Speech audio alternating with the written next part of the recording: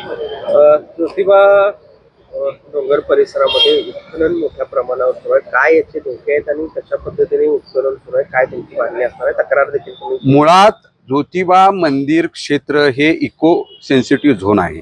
इथं कोणत्याही प्रकारे उत्खनन ब्लास्टिंग करता येत नाही.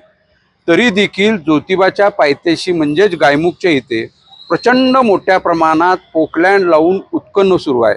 याचा पाठपुरावा मी गेली 5 महिने सुरू केलेला आहे. विभागीय आयुक्तांना मी ईमेल केला, त्यांनी जिल्हाधिकाऱ्यांना पत्रव्यवहार केला, जिल्हाधिकाऱ्यांनी प्रांत तहसीलदार यांना पत्रव्यवहार झाले, पण फक्त हे कागदी घोडे नाचले. परंतु यामध्ये पन्हाळा तहसीलदार, पन्हाळा प्रांत आणि कोल्हापूरचे जिल्हाधिकारी यांचा वरदहस्त किंवा त्यांचा सहभाग असल्याशिवाय हे उत्खनन होऊ शकत नाही.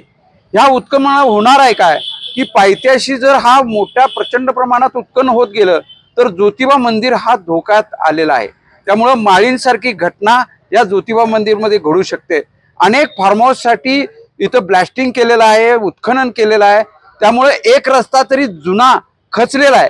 आता दुसराही गायमुखकडनं जाणारा रस्ताही खचू शकतोय. किंबहुना मंदिर ही धोक्याच्या पातळीत आता सध्या आहे. येणाऱ्या पावसात हे पाणी जर ह्यात मुरलं तर मंदिर सुरक्षित राहील असं मला वाटत नाही.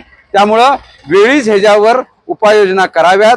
जे आता निवडून दिलेले लोकप्रतिनिधी आहेत त्यांनी सभागृहामध्ये हा विषय ताणून धरावा, तरच हा जिल्हा ज्योतिबाचं मंदिर टिकणार आहे. नाहीतर ज्योतिबा मंदिर होतं असा इतिहास सांगावा लागेल.